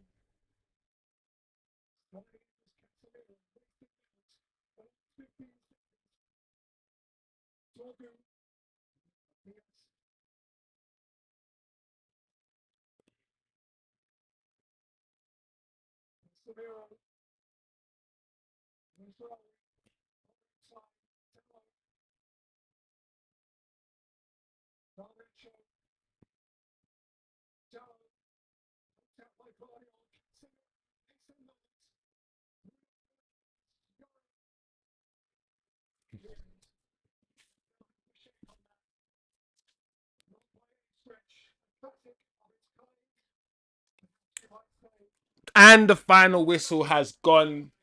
And my reaction is anticlimactic. Just like this game. Huffed and puffed. Big Bad Wolf, Three Little Bears settings. And a house of concrete stood. And that's what happened. One of those try and try and try. Not quite good enough. Not quite got that last bit of quality needed. Either team, both teams, when it mattered, when the final pass was required, when a bit of composure was needed, when a clean shot was required, when decision making, quality decisions need to be made, and you have the likes of Garnacho and Hojlund up front in the first half, this is what you will get. Similarly, similarly, whatever you want to say. Likewise, our defense stood tall. We weren't really under immense pressure or put under pressure from Man City in any period of time. We didn't really look like conceding. We were resolute. We got back very quickly. Man City didn't have the speed or the directness like Fulham had to really cause us a concern. And we set up to counter-attack anyway. At the start of the first half, we had chances, or should I say opportunities created from Garnacho's pullbacks. And it always seems to me that Garnacho is an outlet, but he's not an outlet. He's an outlet because he's usually in space and available. But once the ball gets to him, what he produces with that space and with that availability is usually zero. So he's used as an outlet, but he's not good enough to produce much quality for being an outlet. And I feel like a lot of our chances fell flat because Garnacho decision making or hojlund decision making. And only when hojlund came off and Zirkzee came on, Garnacho was still on the pitch, still running into players and still doing what he was doing. But when Zirkzee got on the pitch, we started to play better football. We started with retaining possession. The striker actually played passes and found his teammates. That's what happened when Zirkzee came on the pitch. And we started having a bit of control over what was going on over the match. I do not want to see hojlund started over Zirkzee ever. The fact that he continues to start over Zirkzee should concern us all. It should. Anyway, let's do this match reaction. And we survived. We survived. I thought we were going to get punched up by Man City. I thought we were going to get fist up. Right hook, left jab, right jab, uppercut, uppercut. I thought we were going to get punched up. But the game instead ended 0-0 in what I'd call a ball draw. It's quite frustrating because, first of all, I want to say I do not want to see hojlund start over Zirkzee ever. Ever. There's no reason for it. I don't want to hear pace. I don't want to hear pace. To help you with that. Alexa, I did not ask you anything. I did not ask you anything, Alexa. Stop speaking. Anyway, I don't want to hear pace. I don't want to hear those sort of excuses. I don't, because at the end of the day, what I saw from Zirkzee at the end when he was putting on the burners, this guy's quick. He can move. There's nothing hojlund offers that Zirkzee doesn't offer. He doesn't actually run in behind and offers us that. He doesn't do that. How many times did hojlund run the channels today? How many times? And then hold on to the ball and bring others into play. Zirkzee did it about 3 times in 10 minutes when he came on. How many times did hojlund hold the ball up and drop deep and hold the ball up? So he doesn't do what he's supposed to do in terms of running towards the goal. And that's his, that's what he's good for. There's nothing that if you guys can tell me one thing he offers that Zirkzee cannot offer, I'll give you every money that's in my pocket, which is nothing. But just tell me. It doesn't make sense. Listen, today, I know I'm going off a little bit on that one point, but today wasn't the worst day. It wasn't the worst day because what I saw were 2 teams. One team set up for the counter-attack, which was us, Man United, set up for the counter-attack. We played a front 3 that couldn't retain the ball. There was no ball retention in that front 3 of hojlund, Garnacho, and Bruno. And the midfield 2 of Ugarte and CASEMIRO, we know it provides defensive cover, but going the other way, going forward, it's not the greatest. So we know straight away this team was set up for the counter-attack against Man City at home. And that's what we saw today. We saw a Man United side, and let's be real, let's be honest, Man City didn't even look like they were going to score. They huffed and they puffed, but because of how we set up our shape, our structure, and the fact that we got back very quickly, I did not really feel at any moment of time that we were under great pressure. I understood that at any moment Man City could score because Man City are that team. But they didn't really, apart from having loads of possession and passing the ball around and trying to find gaps, they were taking 2, 3, 4 touches most of the time. And I kept saying in my watch along, City, you're not going to score if you take 3 or 4 touches. You're not going to penetrate our defensive line. You got to move the ball quicker. You got to move the ball quicker so you open up the spaces. In the second half, for about 10 minutes, they did that. But for the majority of the match, Man City didn't really offer anything. And in fact, even though United had about 30 to 40% possession, we looked like the team more likely to score. We did. On our little breakaways. However, like I said, decision making from the front three, from the Garnachos and the Hojlunds especially, because I'll leave Bruno out of it, because Bruno actually had a decent game today. He did. But the other two, the choices that they make, they play football in a very immature way. They're not mature footballers. Especially not Garnacho, especially not Hojlund. That was a difference today. So many times. There was a time when we were 4 against 2 on the breakaway. If Garnacho just played the right pass with the right weighting to Bruno, Bruno would have been through. Dorgu today, again, had opportunities to score, had opportunities to show the Old Trafford faithful something, to give them a song to sing of his name, to become some sort of hero. I know how we love a hero. And I felt like a few times, once again today, Dorgu made the wrong decision. Decision making seems to be a thing in our front three, in our attack. And it needs to be solved. I do not want to see Hojlund play over Zirkzee. There should be no reason why it happens. I can't wait to get Ahmad back. I literally cannot wait. I think a draw was probably the best result, given what we saw, given the fact that there were one or two opportunities in this match, but there was no clear-cut chance. There was no chance today where I said, you have to score that. You have to score that. That did not happen today. So, 0-0, a draw is probably the best result. The man of the match for me, probably Bruno. Listen, Bruno's not my favourite player. He's not my cup of tea. But on this channel, we gotta be honest. Bruno played well today. Some of his touches, some of his understanding and the reading of the game today was really good. Really good. Zirkzee came on, he played well. So all in all, not the greatest game from a neutral to watch, but we keep it moving, man. I want to see performances now from the players.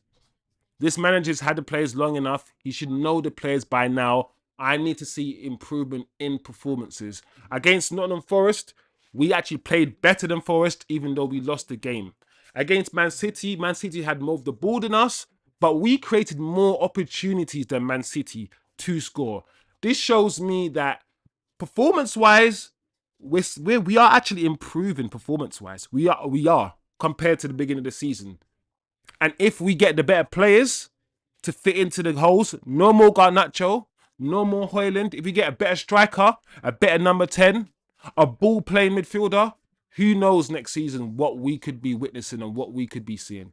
Anyway, guys, let me know your thoughts on the game. How did you see it? What was your analysis? Break it down for me. If you can, leave your comments below. If you disagree with anything I said, let me know. We keep it moving as usual. Thanks for joining.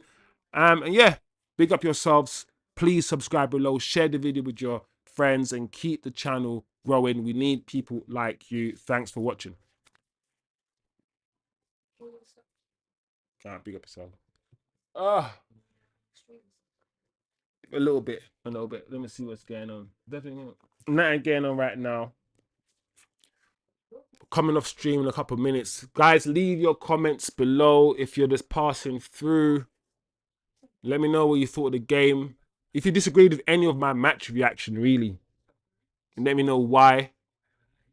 Where's this United team going? Let me know what you think about the manager. Rashford's on loan. Is he coming back?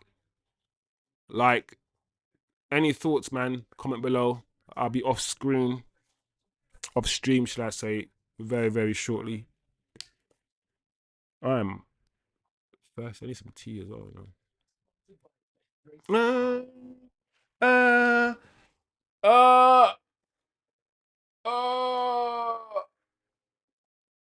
Do you know who had a good game today as well? I thought Lenny Euro had a good game. Lenny had a good game.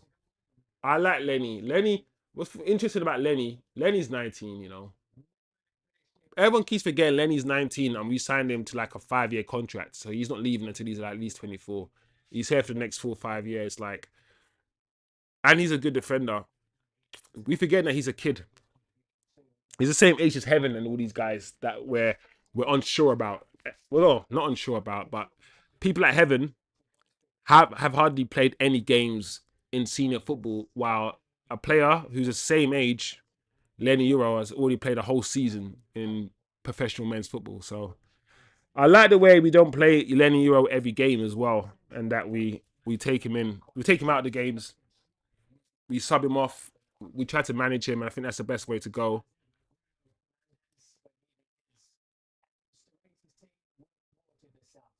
We had Bruno against Kevin De Bruyne. And in the Bruno versus Kevin De Bruyne, I think Bruno probably had a slightly better game than KDB. But don't get gassed. KDB's a better footballer than Bruno. But I'm not going to lie. This KDB, the KDB that we see right now, he's washed. This Bruno Fernandes right now, this version of Bruno's probably got more to offer a football team, yeah, than this version of Kevin De Bruyne. Because Kevin De Bruyne can't move. Like, like, he's still got quality with his right foot, like Beckham. But the thing about Bruno's got less quality with his right foot, but I guess his mobility, the fact that he can move, and he's, yeah. Because I watched Kevin De Bruyne, he's so slow. He's almost, if he's not in the game, Kevin De Bruyne, Man City can be playing with 10 men, you know, if he's not in the game. Because he can be a passenger, just like hojlund. They're two of the biggest issues with Man City, Kevin De Bruyne and hojlund. Replacing Kevin De Bruyne and learning how to play with a striker like hojlund, who doesn't really get involved in the build-up play but just wants to just score goals. Learning and having to adapt your game to that sort of striker over the last two. It's worked. I mean, they've won the treble, the quadruple. So, you know, I'm not going to cry any tears for Man City and their issues, but yeah, they're going to have to work a bit to get back to where they need to get back to. And ADHD autist. Nah, you need to let Rashford go. So you think we need to let Rashford go? I agree with you. I haven't been the best Rashford fan. Just purely on a footballing perspective, I don't think he's that good of a footballer. He doesn't consistently play well or well enough. And I know nobody has consistently played well because of the situation at Manchester United. But for someone who's 28, 29, at this stage of his career, you'd want a bit more effort, a bit more consistency. And we just don't get that from Rashford. Also, he just like Garnacho, are wide forwards. They cannot play that inside 10 position. They cannot. So Rashford just needs to go. I don't want to do no revisionism when it comes to these players. Like, Sancho's gone. He needs to go. Like, we don't need him back. The toxicity. No, I like Sancho, but I'm just talking about from the fans' perspective. Let's not bring him back. Let's not bring Rashford back. Let's not do that. Let's sell Garnacho. Let's do that. Let's get rid of hojlund. Let's just have no attachment. Like, even the Onana thing. I like Onana. But the more I watch Onana play football, I'm ready. I'm like, if we can find a better goalkeeper than Onana, get rid of Onana. We do need, like, it's like that. It's that simple. I'm not gonna hate these people as individuals because I don't know them as individuals. All I can comment on is their footballing ability. There's some people that will take it too far. I hear some people talk about Onana in a way that I'm like, hold on a second, bro. Why are you acting like you hate this man as a person? He's not done nothing wrong. If he's not good enough, he's not good enough, and say he needs to be replaced. Like, there's no need to hate him. There's no need. So, yeah, I agree. We need to just sell Rashford. He's not going to improve. Like, he's playing in an Aston Villa side that plays his kind of football. Aston Villa play a way that suits Rashford. Rashford just needs to slot in on one of those right wide forward positions, and he's fine. But Rashford's only scored 1 goal and had 1 assist in like 10 games for Aston Villa. So anybody who's acting like Rashford has turned the corner and he's smashing it, that's a lie as well. That's a lie. So it is what it is, guys. It is what it is. Anyway, I think I'm gonna come off stream now. If anything, everything is good, people. Have a good weekend. Enjoy your Sunday evening. And I think we'll be back here midweek. I think Thursday, our Europa League games, and it will be against Lyon. That's our last chance to win any trophies this season. I believe the winner of the Europa League gets into the Champions League next season. So we will see. Anyway, guys, pick up yourselves, and I'll talk to you on Thursday. Share the video as usual. Let's make this channel grow. Share your opinions, man. Let's start talking football. The bigger the channel grows, the more I can start doing different things and bringing people and having shows. So big up yourselves, and yeah, let's see you guys.